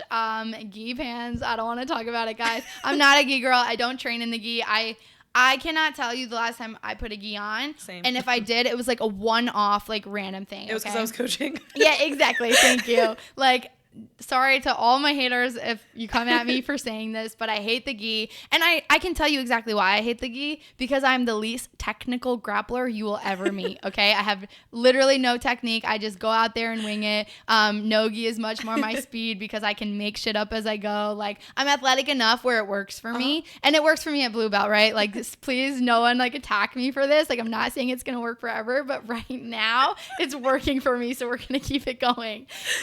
So like for no-gi, right? Like, let's say Pans or Worlds last year. Like, I'm going against girls who have been training for 5-6 years in the gi or a no-gi. You know what I mean? I'm over here like a year seriously on the mats, like 2.5 on the mats, but like taking it seriously a year. Yeah. So in no-gi, I'm just going for it, okay? Yeah. I don't care if I got the submission. I don't care if I don't. I'm cranking your shit. I'm doing whatever I gotta do. In the gi, so real. Oh my gosh. Like, girls, like, no gi, it's like, okay, we'll figure it out. In the gi, if you know that wizardry and you're, like, coming at me, I don't know. I'm gonna do my same. Lapels are just going crazy. You're like, what is happening? I'm gonna do my same no-gi game. In gi. Exactly. So I have no extra tools, but I have way more I gotta defend against. Like, this is That's crazy. Real. That's literally me right now. Yeah, so I'm not a gi girl.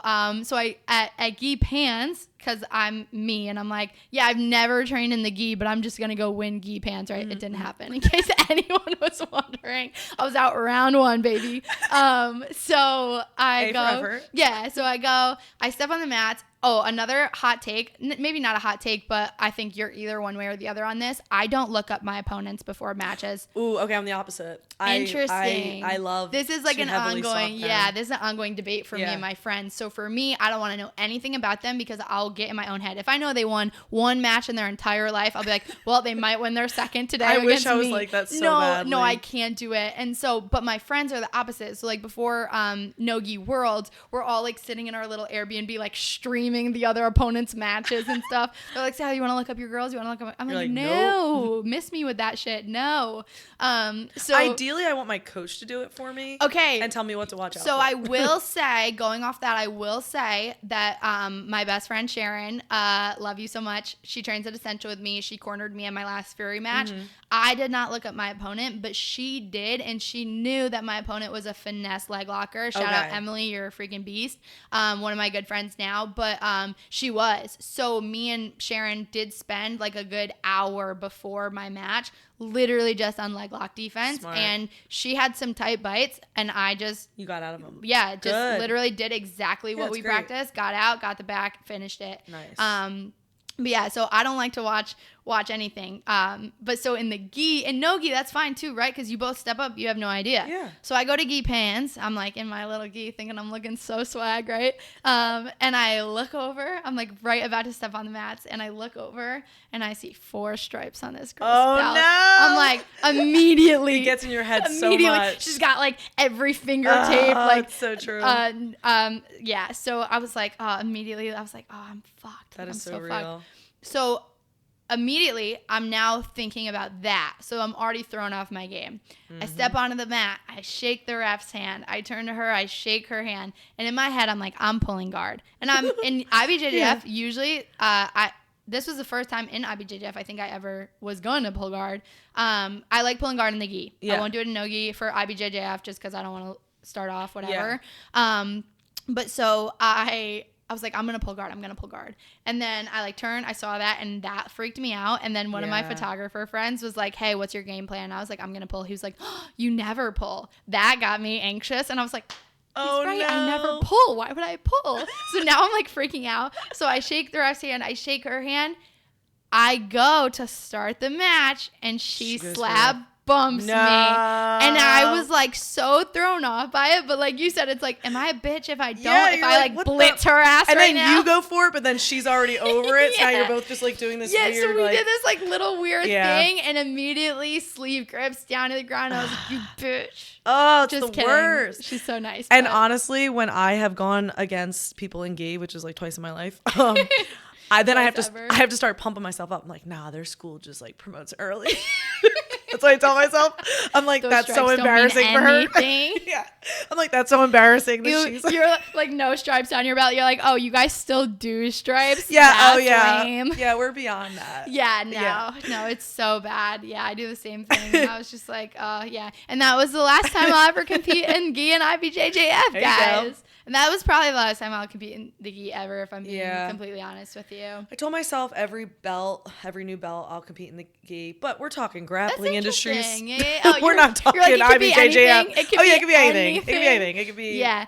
I mean, I'm not totally opposed. Like, I think that brings an interesting topic too, just like competing and like how often you should compete and all of those things. And here's a hot take. It's not my hot take. I don't think this, but I know a lot of people do think like if you don't compete in jiu-jitsu, then you're not really deserving of whatever belt that you have. I don't agree with that. I don't agree with that either. But what I will say is if you do compete regularly, you excel so much faster. Yes. Just because you get so many different looks, you see so many different variations of things you wouldn't maybe have even known to like look out for. Yeah. It's also different intensity most of the so time. Much different. And I think like not that a purple belt who doesn't compete and a purple belt who does won't eventually be at the same place in their jiu-jitsu careers and their jiu-jitsu game and everything else. I think they can be just as technically skilled. I think it just gives you a little bit more of an edge when you're picking things up like that. I also think it gives you an edge emotionally because I think if we're taking competition out and we're talking about real life,